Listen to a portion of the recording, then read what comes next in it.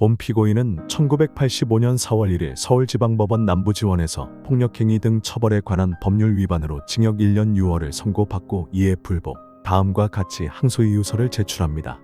다음 본 피고인은 우선 이 항소의 목적이 자신의 무죄를 주장하거나 1심 선고 역량의 과중함을 호소하는 데 있지 않다는 점을 분명히 밝혀두고자 합니다. 이 항소는 다만 도덕적으로 보다 향상된 사회를 갈망하는 진보적 인간으로서의 의무를 다하려는 노력의 소산입니다. 또한 본 피고인은 1심 판결에 어떠한 논란거리가 내포되어 있는지 알지 못하며 알고 싶은 생각도 없습니다. 자신의 행위의 정당성을 판단하는 기준으로서 본 피고인이 관심을 두고 있는 것은 하느님이 주신 양심이라는 척도이지 인간이 만든 법률은 아니기 때문입니다. 법률에 대한 전문 지식이 없는 본 피고인으로서는 정의로운 법률이 공정하게 운영되는 사회에서라면 양심의 명령이 법률과 상호적대적인 모순관계에 서게 되는 일은 결코 일어날 수 없으리라는 소박한 믿음 위에 자신의 삶을 쌓아 올릴 수밖에 없었으며 앞으로도 역시 마찬가지일 것입니다. 인간과 인간 집단과 인간 집단 사이에서 일어나는 모든 폭력행위는 본질적으로 그 사회의 현재의 정치적, 사회적, 도덕적 수준의 반영인 동시에 미래의 그것을 결정하는 규정 요인 중의 하나입니다. 따라서 폭력행위 등 처벌에 관한 법률, 이하 폭행법이라 함위반 혐의로 형사소추되어 1심에서 유죄 선고를 받은 본 피고인으로서는 자신이 관련된 사건이 우리 사회의 어떠한 정치적, 사회적, 도덕적 상태의 반영이며 또 미래에 그것에 어떠한 영향을 미칠 것인가를 규명함과 동시에 사건과 관련된 각 개인 및 집단의 윤리적 책임을 명백히 밝힐 의무가 있다고 생각합니다. 만일 우리 사회가 젊은 대학생들이 동시대의 다른 젊은이들을 폭행하였다는 불행한 이 사건으로부터 개똥이와 쇠똥이가 말똥이를 감금 폭행하였다. 그래서 처벌을 받았다.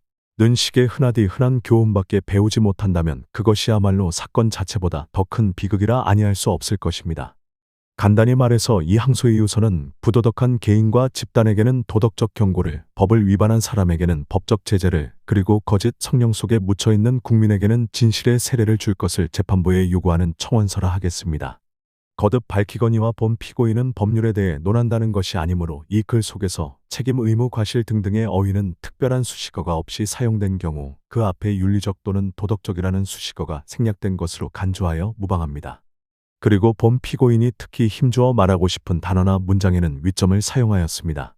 본 피고인은 우선 이 사건을 정의하고 나서 그것을 설명한 다음 사건과 관련하여 학생들과 현 정권 본 피고인이 신봉하는 자유민주주의의 기본원칙에 비추어 제5공화국이 합법성과 정통성을 갖추지 못하고 있음을 표시하기 위해 정부 대신에 정권이라는 단어를 사용했습니다. 각자가 취한 행위를 분석함으로써 이 글의 목적을 달성코자 합니다.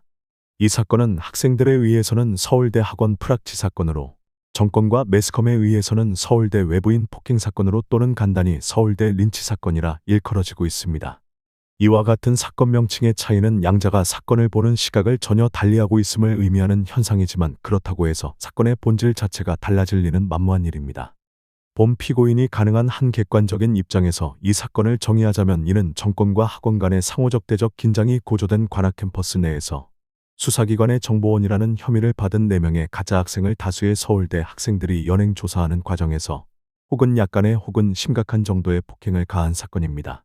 정권과 학원 간의 상호적대적 긴장 상태를 해명하기 위해서 우리는 4월 민주혁명을 짓밟고 이 땅의 최초의 군사독재 정권을 수립한 5.16 군사쿠데타 이후 사반세기에 걸쳐 이어온 학생운동의 반독재 민주화 투쟁 열사와 아울러 가열되어 온 독재 정권의 학원 탄압사를 살펴보아야 할 터이지만 이 글이 항소이유서임을 고려하여 1964-65년의 대일 9.6외교 반대투쟁 소위 6.3 사태, 1974년의 민청학년 투쟁, 1979년 부산마산 지역 반독재 민중투쟁 등을 위시한 무수한 투쟁이 있어 왔다는 사실을 지적하는데 그치기로 하고 현 정권의 핵심 부분이 견고히 형성되어 사실상 권력을 장악한 1979년 12월 12일의 군사쿠데타 이후 상황만을 살펴보기로 하겠습니다. 지금 우리 사회의 경제적 모순, 사회적 갈등, 정치적 비리, 문화적 타락은 모두가 지난날의 유신 독재 아래에서 배태 발전하여 현 정권 하에서 더욱 고도 성장을 이룩한 것들입니다. 현 정권은 유신 독재의 마수에서 가까스로 빠져나와 민주 회복을 낙관하고 있던 온 국민의 희망을 군화발로 짓밟고 57폭거에 항의하는 광주 시민을 국민이 낸 세금과 방위성금으로 무장한 국민의 군대를 사용하여 무차별 학살하는 과정에서 출현한 피 묻은 권력입니다. 현 정권은 정식 출범조차 하기 전에 도덕적으로는 이미 파산한 권력입니다. 현 정권이 말하는 새 시대란 노골적 야수적인 유신 독재 헌법의 온갖 화려한 색깔에 분칠을 함으로써 그리고 총칼의 위협 아래 국민에게 강요함으로써 겨우 형식적 합법성이나마 취할 수 있었던 새로운 유신 시대이며 그들이 말하는 정의 난소수 군부 세력의 강권 통치를 의미하며 그들이 옹호하는 복질한 독점 재벌을 비롯한 있는 자의 쾌락을 뜻하는 말입니다. 경제성장 즉 자본주의 발전을 위하여 비효율적인 각종 민주제도 삼권 분립, 정당, 노동조합, 자유언론, 자유로운 집회 결사 등을 폐기시키려 하는 사상적 경향을 우리는 파시즘이라 부릅니다. 그리고 그러한 파시스트 국가의 말로가 온 인류를 재난에 빠뜨린 대규모 전쟁 도발과 패배로 인한 붕괴였거나 가장 다행스러운 경우에조차도 그 국민에게 심대한 정치적 경제적 파산을 강요한 채 권력 내부의 투쟁으로 자멸하는 길뿐임을 금세기의 현대사는 증명하고 있습니다. 나치 독일, 파시스트 이탈리아, 군국주의 일본은 전자의 대표적인 신뢰이며 스페인의 프랑코 정권, 합법 정부를 전복시키고 등장했던 칠레, 아르헨티나 등의 군사 정권, 하루 저녁에 무너져버린 유신체제 및 지금에야 현저한 붕괴의 조짐을 보이고 있는 필리핀의 마르코스 정권 따위는 후자의 전형임에 분명합니다. 국가는 그것이 국가이기 때문이 아니라 그것만이 구성원 모두에게 서로 방해하지 않고 자유롭게 행복과 자아 실현을 추구할 수 있는 조건을 마련해주기 때문에 존귀합니다.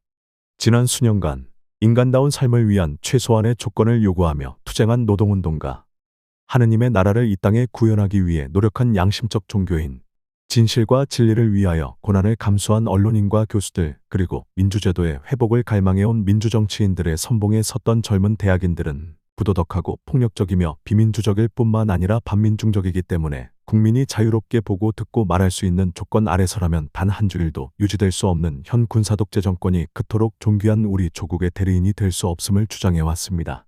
우리 국민은 보다 민주적인 정부를 가질 자격과 능력이 있다고 믿기 때문입니다. 그러나 현 정권은 12.12 군사 쿠데타 이후 4년 동안 무려 1,300여 명의 학생을 각종 죄목으로 구속하였고 1,400여 명을 제적시키는 한편 최소한 500명 이상을 강제 징집하여 경찰서 유치장에서 바로 병영으로 끌고 갔습니다. 뿐만 아니라 교정 구석구석에 감시초소를 세우고 사법 형사를 상주시키는 동시에 그것도 모자라 교직원까지 시위 진압대로 동원하는 미증유의 학원 탄압을 자행하였습니다. 그러면서도 한 번도 이러한 사실을 시인한 적이 없으며 1982년 기관원임을 자칭한 괴한에게 어린 여학생이 그것도 교정에서 강제추행을 당하는 기막힌 사건이 일어났을 때조차 최고위 치안 당국자는 국회 대정부 질의에 대하여 교내에 경찰을 상주시킨 일이 없다. 유언비어의 진원지를 밝혀내 발본색원하겠다. 고 태연하게 답변하였을 정도입니다. 현재 학원가를 풍미하고 있는 정경 특히 경찰에 대한 불신과 적대감은 이와 같은 정권의 학원 탄압 및 권력층의 상습적인 거짓말이 초래한 유해한 결과들 중에 한 가지에 불과합니다. 이소부아의 양치기 소년의 거짓말은 양떼를 잃어버리는 작은 사건을 낳는데 그쳤지만 주의우왕 이 미녀 포사를 즐겁게 하기 위해 거짓봉화를 울린 일은 중국 대륙 전체를 이후 500여 년에 걸친 대전란의 와중에 휩쓸리게 한 계기가 되었습니다. 그러나 현명한 사람이라면 그 누구도 양치기 소년의 외침을 외면한 마을 사람들이나 오랑캐에게 유린당하기까지 주 왕실을 내버려둔 제후들을 어리석다 말하지 않습니다. 정권의 주장이라면 콩으로 메주를 순다 해도 믿지 않으려는 학생들의 불신은 과연 누구의 책임이겠습니까? 더욱이 야만적이고 부도덕한 학원 탄압은 전국 각 대학에서 목숨을 건 저항을 유발하였고 그 결과 이르리 헤아리기 힘들 정도로 많은 학생들이 생명을 잃거나 중상을 당했습니다. 서울대학교에서만도 고 김태훈, 황정아, 한희철 등 셋이나 되는 젊은 생명이 희생되었습니다. 이와 같은 상황으로 83년 12월에 소위 자유라 조치 이후에도 주전선 이 교문으로 이동하였다는 단 한 가지를 제외하면 거의 변함없이 계속되어 왔으며 특히 지난해 9월 총학생회 부활을 전후하여 더욱 강화되었던 수사기관의 학원 사찰, 교문 앞 검문 검색, 미행과 강제연행 등으로 인해 양자 간의 적대감 또한 전례 없이 고조된 바 있습니다. 즉 소위 자율화 조치 이후에도 학원과 정권 사이의 적대적 긴장 상태는 여전히 지속되고 있었던 것입니다.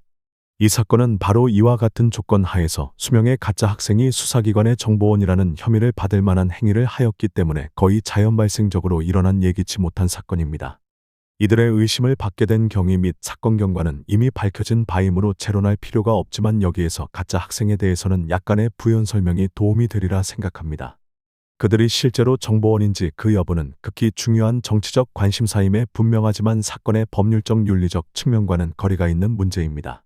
왜냐하면 학생들이 연행 감금 조사 또는 폭행한 것은 결코 정보원이나 단순한 가짜 학생이 아닌 정보원 혐의를 받고 있는 자들이기 때문에 폭력 자체가 정당할 수는 없으며 또 아니라고 해서 학생들의 일체의 행위가 모두 부당했다고 말할 수도 없는 일이기 때문입니다.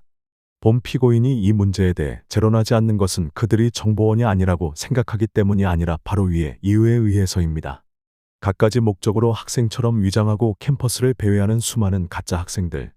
이들은 소위 대형화 종합화된 오늘날의 대학에서 졸업정원제 상대평가제 등 대학을 사회현실에 대한 비판의식이 마비되어 제 한몸 잘 사는 일에만 관심이 있는 전문기능인의 집단양 성소로 전락시키기 위해 독재정권이 고안해낸 각종 제도가 야기한 바 대학인의 원자와 고립화 등 비인간화 현상을 틈타 캠퍼스에 기생하는 반사회적 인간 집단으로서 교내에서 일상적으로 벌어지는 절도, 사기, 추행, 학원 사찰의 보조활동, 손연구의 경우처럼 등과 복합적인 관련을 맺고 있으므로 해서 대학인 상호 간의 광범위한 불신감을 조성하고 대학의 건강한 공동체 문화를 파괴하는 암적 존재입니다.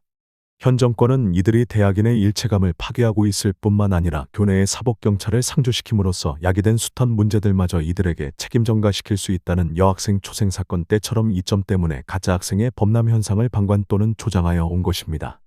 따라서 학생들이 이들에 대해 평소 품고 있는 혐오감이 어떠한가는 설명할 필요조차 없는 일입니다.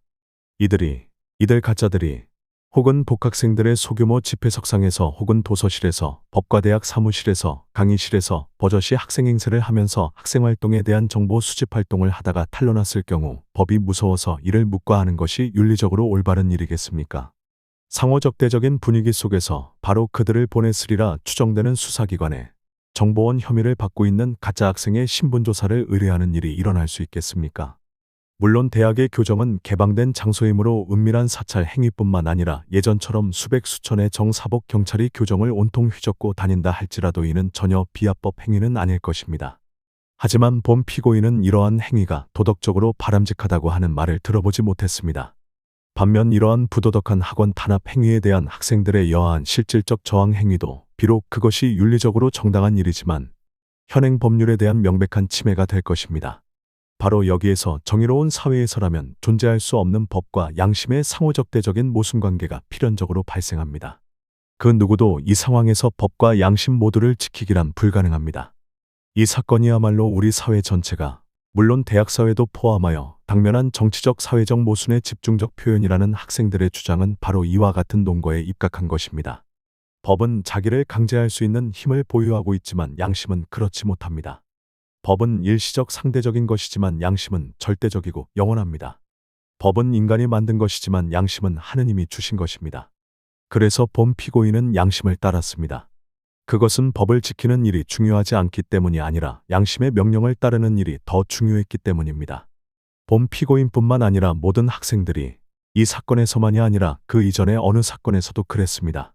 지난해 9월 10일간에 걸친 일련의 사건은 이렇게 하여 일어난 것입니다.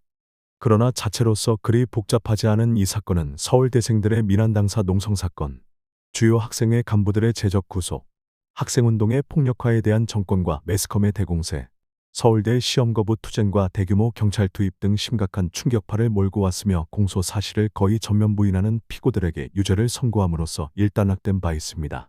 사건 종료 다음 날인 9월 28일 전학도 호국단 총학생장 백태웅과 뒤늦게 프락치 사건 대책위원장 겸 사회대학생장 오재영 군 등이 지도한 민환당사 농성은 자연발생적 비조직적으로 일어난 이 사건을 부도덕한 학원사찰 및 정권의 비민주성을 비판하는 조직적 투쟁으로 고양시키기 위한 것이었습니다. 비록 가짜 학생들을 조사하는 과정에서 학생들의 법률적 윤리적 과실이 있었다 하더라도 그 때문에 학원 사찰의 존재라는 별개의 정치적 문제를 덮어둘 수는 없는 일이므로 이 투쟁은 그 자체로서 완전히 정당한 행위였다고 본 피고인은 생각합니다.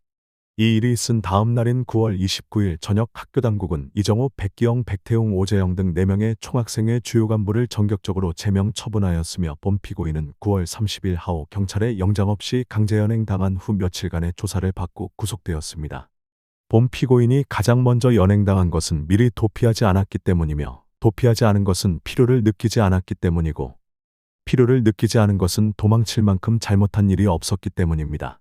본 피고인은 경찰 검찰에서의 조사 및 법정 진술 시 기억력의 한계로 인한 사소한 착오 이외의 여하한 수정 번복도 한 바 없었으며 오직 사실 그대로를 말했을 따름입니다. 어쨌든 서울시경국장은 10월 4일 소위 서울대 외부인 폭행 사건의 수사 결과를 도와 각 신문, TV, 라디오를 통해 발표하였는데 그에 의하면 4명의 외부인을 감금 폭행한 이 일련의 사건이 복학생협의회 대표였던 본 피고인 및 학생 대표들의 합의 아래 의도적이고 조직적으로 만들어졌다는 것이었습니다. 그러나 적어도 10월 4일 이전에 경찰에 연행된 몇몇 학생들 중 본 피고인을 포함 어느 누구도 이 발표를 뒷받침해줄 만한 진술을 한 바 없으며 이후에 작성된 구속영장 공소장 및 관련 학생들의 신문조서들이 모두 이 발표의 기본선에 맞추어 만들어진 것임은 만일 이 모든 서류를 날짜별로 검토해 본다면 누구의 눈에나 명백한 일입니다. 한마디로 10월 4일의 경찰 발표문의 본질은 모종의 정치적 목적을 위한 경강부의 침소봉대 날조왜곡 바로 그것입니다. 그 목적이란 다름이 아니라 학생운동을 폭력지향적인 파괴활동으로 중상모략함으로써 이 사건의 정치적 성격은 물론 현 정권 자체의 폭력성과 부도덕성을 은폐하려는 것입니다. 이 목적을 달성하기 위해서는 이 사건이 비조직적 우발적으로가 아니라 학생단체의 대표들에 의해 조직적이고 의도적으로 만들어진 것이어야 했습니다. 그래야만 몇몇 관련 학생뿐만이 아니라 학생운동 전체를 비방할 수 있기 때문입니다. 그래서 총학생회장, 학도호국단 총학생장, 프락치 사건 대책위원장, 복학생협의회 대표 등은 그가 구체적으로 어떤 인간이며 어떤 행위를 실제로 했는가에 관계없이 선전을 위한 가장 손쉬운 희생물이 되어야만 했던 것입니다. 물론 이러한 수법은 지난 수십 년간 대를 이어온 독재 정권들이 기회 있을 때마다 상투적으로 구사해온 낡은 수법을 그대로 답습한 것에 지나지 않으며 전혀 새로운 것이 아닙니다. 그리고 결과적으로 현 정권은 막 출범한 서울대 학생회의 주요 간부의 활동을 실질적으로 봉쇄하는 동시에 60만 대군을 동원해도 때려 부술 수 없는 학생운동의 도덕성을 훼손시키는 데에 어느 정도는 성공한 것으로 보입니다. 따라서 마치 자신이 더 도덕적인 존재가 된 듯한 자기 만족조차 조금은 맛볼 수 있었을 것입니다. 검찰 역시 사실을 밝혀내는 일보다는 경찰의 발표를 뒷받침하기에만 급급하여 대동소이한 내용의 공소를 제기하고 그것에만 집착하여 왔습니다. 사건 발생 후 1개월도 더 지난 작년 11월 관악경찰서 수사과 형사들이 김도영, 손택만 군 등 무고한 학생들에게 가혹한 고문을 가함으로써 공소사실과 일치하는 허위 자백을 형사들 자신의 표현을 빌자면 짜내었다는 사실이 그 증거입니다. 즉 경찰은 본 피고인들이 폭행법을 위반하였다는 증거를 바로 그 폭행법을 위반하여 관련된 학생들을 고문함으로써 짜낸 것입니다. 그 짜내어진 허위 자백이 증거로 채택된다는 사실을 못 본 채 하더라도 법 앞에서의 평등이라는 중대한 문제는 여전히 남아 있습니다. 전혀 정당한 윤리적 기초를 갖지 못하였기 때문에 양심인으로서는 복종의 의무를 느낄 필요가 없었던 지난날의 긴급조치나 현행집시법과 달리 이 폭행법은 지켜져야 하며 또 지켜질 수 있는 법률이라 생각합니다. 그러나 가기는 현 정권에 대한 정치적 견해에 따라 이 법 앞에서 불평등한 위치에 놓여 있습니다. 본 피고인은 과분한 탓인지 모르겠으나 학생들을 상습적으로 폭행 고문하는 각 대학 앞 경찰서의 정보과 형사들이 그 때문에 폭생법 위반으로 형사소추당했다는 비슷한 이야기조차 들은 적이 없습니다. 그러나 지난해 5월 19일 민주화운동 청년연합이 주최한 광주항쟁 희생자 추모 집회에 참석하였다가 귀가하는 길에 그녀 자신 재적학생이면서 역시 고려대학교 재적학생인 서원기 씨의 부인 이경은 씨가 동대문 경찰서 형사대의 발길질에 6개월이나 된 태아를 사산한 사건이 일어났을 때 그 부부는 이 법의 보호 밖에 놓여 있음이 누구의 눈에나 명백히 드러났습니다. 고소장을 접수하고서도 검찰은 수사조차 개시하지 않았기 때문입니다. 본 피고인 역시 여러 차례 수사기관에 연행되어 조사받는 과정에서 폭행당한 적이 한두 번이 아니지만 이 법의 보호를 요청할 엄두조차 내본 적이 없습니다. 그런데 그 누구에게도 협박 또는 폭행을 가한 일이 없음에도 불구하고 본 피고인은 폭력법으로 유죄를 선고받고 말았습니다. 본 피고인이 굳이 지난 일을 이렇듯이 들추어내면 오직 흔히 이야기되고 있는 바 검찰의 정치적 편향성의 존재를 환기하기 위한 것입니다. 즉 이 사건을 담당한 경찰관 역시 앞에서 밝힌 바 현 정권의 정치적 음모와 무관하지 않았음을 지적하기 위해서였습니다. 결론적으로 검찰이 주장하는 바 공소사실의 대부분은 불순한 정치적 목적을 위해 경찰이 날조한 사건 내용을 뒷받침하기 위한 것으로서 한편에 있어서는 정권과 매스컴이 공모하여 널리 유포시킨 일반적인 편견이 기초 위에 서 있으며 동시에 다른 한편으로는 경찰이 고문 수사를 통해 짜낸 관련 학생들의 허위 자백에 의해 지지되고 있는 공허한 내용으로 가득 찬 것입니다. 그러나 본 피고인이 이 사건에서 드러난 학생들의 과실과 본 피고인 자신의 법률적 윤리적 책임을 회피하기 위하여 이렇듯 정권의 부도덕을 소리 높이 성토하고 있는 것은 결코 아닙니다. 가짜 학생에 대한 연행 조사가 윤리적으로 정당하다 손치더라도 이들에게 가한 폭행까지를 정당화할 의향은 없습니다. 조사를 위한 감금은 가능한 한 짧아야 하며 폭행이 있어서는 안 됩니다. 물론 현상적으로 폭력처럼 보인다고 해서 그것이 본질상 다 폭력의 영역에 속할 수는 없지만 무력한 개인에게 다중이 가한 폭행은 비록 그것이 경찰에 대한 이유 있는 적대감의 발로인 동시에 그들이 상습적으로 학생들에게 가해온 고문을 흉내낸 것이라 할지라도 학생운동의 비폭력주의에서 명백히 이탈한 행위라고 판단해야 할 것입니다. 또 폭행을 가한 당사자들이 스스로 나서서 책임을 감당하지 않은 것 또한 비록 그것을 어렵게 만든 당시의 특수한 정치적 사정이 게재됐다 손치더라도 학생들이 가진 윤리적 결함의 표현이라 생각합니다. 하지만 그 자신 폭행과 절대로 무관하며 사건 전체와도 전혀 관계가 없다고 하여 틀림이 없을 총학생회장 이정우 군이 스스로 모든 책임을 떠맡아 항소조차 포기했다고 하는 아름다운 행위가 그 누구도 선뜻 폭행의 책임을 감당하려 하지 않음으로써 발생한 윤리의 공백 상태를 어느 정도는 메꾸어 주었다고 본 피고인은 확신합니다. 본 피고인은 역시 언행이나 조사를 지시한 사실이 없지만 지시할 필요가 없었으므로 만일 그럴 필요가 있었다면 언제라도 기꺼이 직접 그들을 연행 조사하였을 것입니다. 그것이 위법임은 물론 잘 알지만 본 피고인은 복학생 협의회 사실상의 대표로서 개인적으로 비폭력의 원칙을 준수해야 할 소극적 의무에 부과하여 학생운동의 전체 수준에서도 이 원칙이 관철될 수 있도록 노력해야 할 적극적 의무 또한 완수해야 할 위치에 있습니다. 따라서 문제의 9월 26일 밤 정기동 정용범 양인이 구타당하는 광경을 잠시 목격하고서도 그것을 제지하려 하지 않았던 본 피고인에게는 다른 학생들보다 더 큰 윤리적 책임이 있음에 분명합니다. 법률적 측면에서는 어떨지 모르겠지만 또한 임신현 소년구의 경우에도 본 피고인이 사건에 접했을 때는 이미 감금 및 조사가 진행 중이었으므로 어떠한 지시를 내릴 필요가 전혀 없었습니다.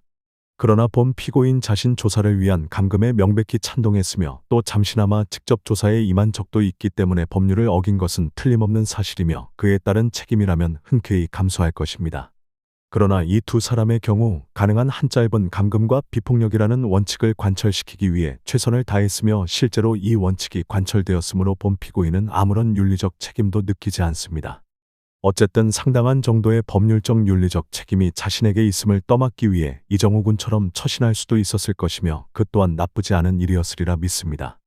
그러나 이미 밝힌 바와 같이 너무나도 명백한 정권의 음모의 놀이개가 될 가능성 때문에 본 피고인은 사실과 다른 것은 그것이 아무리 사소한 것일지라도 결코 시인하지 않으리라 결심하였고 또 그런 자세로 법정투쟁에 임해왔습니다. 그래야만 본 피고인은 자신이 느끼고 있는 책임감이 공소사실을 기정사실화시키기 위해 우격다짐으로 요구하는 그것과는 성질상 판이한 것임을 보일 수 있기 때문입니다. 아울러 본 피고인은 이 사건의 재판이 갖는 정치적 의미가 무엇이며 이 사건을 우리 사회의 도덕적 진보의 계기로 삼으려면 사법부가 본연의 윤리적 의무를 완수해야 함을 말씀드리고자 합니다. 이 사건은 누적된 정권과 학원 간의 불신 및 적대감을 배경으로 하여 수명의 가짜 학생이 행한 전혀 비합법적이라 할 수 없지만 명백히 부도덕한 정보 수집 행위가 본질적으로 부도덕하지 않으나 명백히 비합법적인 학생들의 대응 행위를 유발함으로써 빚어진 사건입니다. 지난 수년간 현 정권이 보여준 갖가지 부도덕한 행위들, 학원 내에 경찰을 수백 명씩이나 상주시키면서도 온 국민에게 거짓 증언을 한치한 당국자의 행위, 소위 자율화 조치라고 하는 아름다운 간판 위에서 음성적인 학원 사찰을 계속해온 이에 관해서는 법정에서 상세히 밝힌 바 있음 수사기관의 행위, 불순한 정치적 목적을 위해 이 사건조차 서슴지 않고 날조 왜곡한 행위 등 은같은 뿌리에서 도단한 서로 다른 가지에 불과합니다.